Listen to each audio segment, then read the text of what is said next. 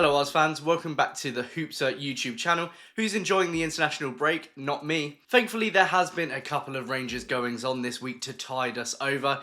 Yesterday's 0-0 draw with Brentford, for example. Of note, of course, not because of the scoreline, but because latest signing Harrison Ashby got his first minutes for the club at right back. Jimmy Dunn returned to his natural centre-back position.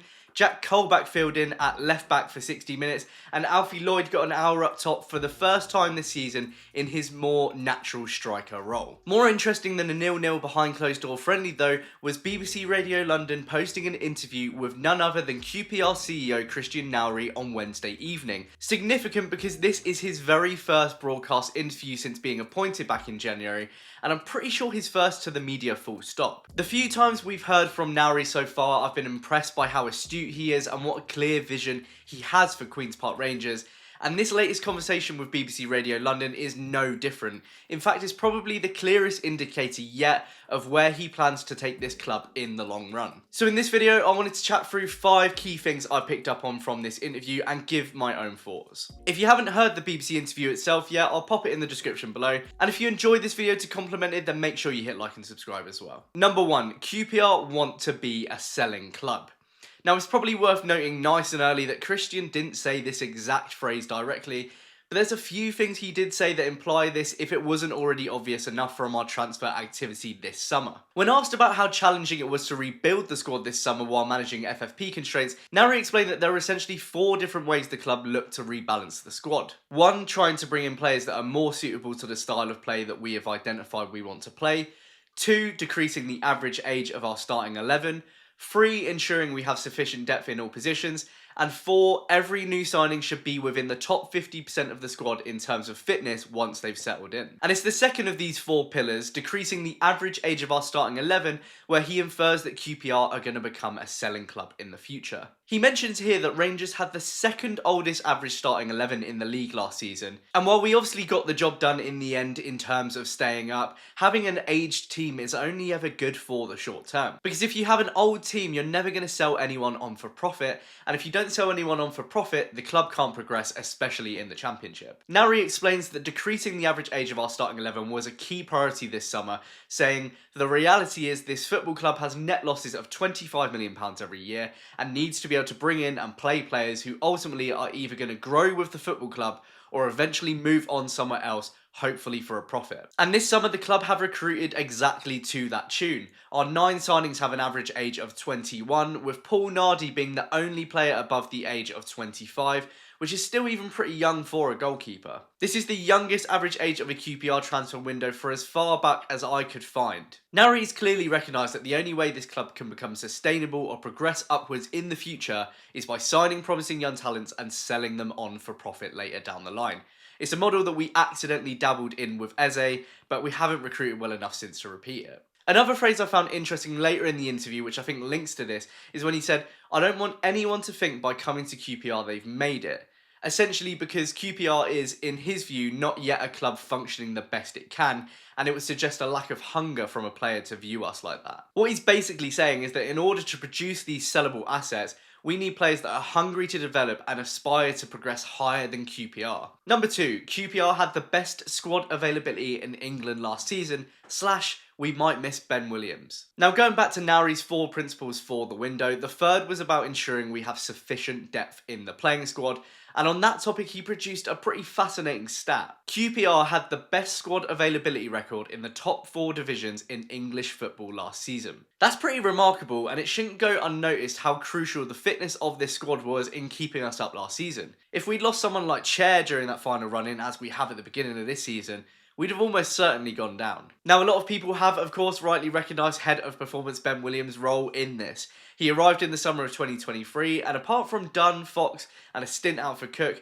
we had a pretty injury-free campaign, and that's with a squad that included multiple players with pretty extensive injury histories. The trouble is, multiple sources this week have reported that Ben Williams will not only be leaving QPR, but football entirely, joining basketball team Brooklyn Nets as Director of High Performance.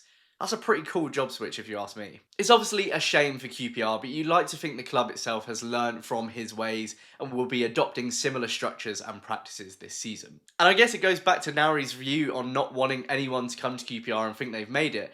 In Williams, we've clearly hired someone best in class, and as a result, that makes him a wanted man. And obviously, this is another reason that increasing squad depth was so important this summer. Last season, it was vital that the squad stayed fit because there was very little depth at all. We spent the first half of the season with only Dykes and Armstrongs for strikers. Whether we fully met this requirement or not this summer, only time will tell. It feels like we're well stocked in centre mid and at right back, but Powell's our only left back and we still only have 2 senior forwards. Number 3, Martí Cifuentes isn't the only person responsible for our style of play. I thought it was fascinating hearing Nourry talking multiple times about QPR finding a style of play that makes us QPR. This quote stood out to me most of all. Back in October, before I was officially starting here but already working behind the scenes, we identified the fact that we needed to play some form of 4-3-3 possession-based mid-block high-press football, and we did that by looking at the last 10 years of the Championship and what won you points, and then second of all, what allowed for sustainable ability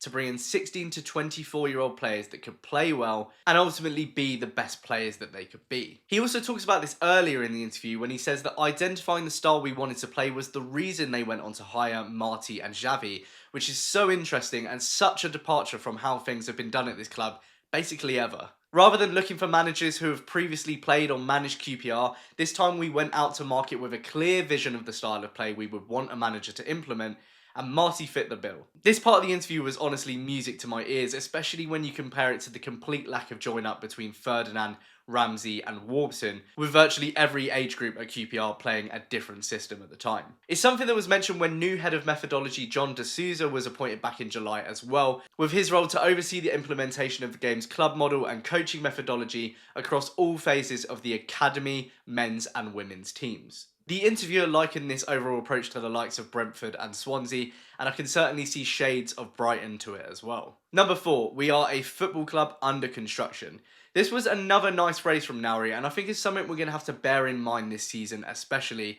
West Brom at home made a pretty good early case for this. Clearly a hell of a lot of work has happened behind the scenes over the past year, but the foundations are only just being laid and it's going to take time for us to see the fruits of this labour. He mentioned at the start of the interview there's still work to be done on the training ground, and overall he said progression isn't going to be linear, it's going to take time and we're going to have to be patient. It ties in perfectly with the statement he issued before the season began, and I think he could really do with continuing to shout this message as the season goes on. And it goes back to the age of our signings too. These are players that the club believe have potential to turn into top talents, but they're young and it's going to take time. Number 5, January could be quiet, or will it? The last question of the interview was intriguing, with the interviewer essentially asking if the ideal aim of the summer transfer window is to get it so right that you don't have to be active in January, to which Nourry essentially agrees outside of exceptional circumstances like injury or a Premier League club coming in for one of your players. He explains it's not an ideal time to do business because if you're relying on the January window,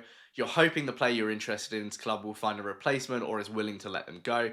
If they don't find a replacement, they're going to charge you more money. And the other flip side is that you're looking at market opportunities rather than players that might have initially been on your list back in the summer. So in essence, unless we have an injury crisis or someone comes in for one of our players, it seems unlikely that we'll do any or as much business as we did this January. With that said though, this could all be smoke and mirrors from the CEO. In his opening interview with QPR back in January, he very clearly stated that we would be inactive, only for QPR to bring in 4 players by the end of the window. In his statement before the start of this season, he told us that FFP is still very tight, which it clearly is, but we then made another 4 additions from that point onwards. I have no doubt that there's truth in his sentiment around the January window as a whole, but I think he might be trying to deceive a few again. Anyway, those were the bits that I thought were most interesting from this interview. What did you think? Have you listened to the interview yourself? Let me know if there's any bits that caught your ear in the comments below.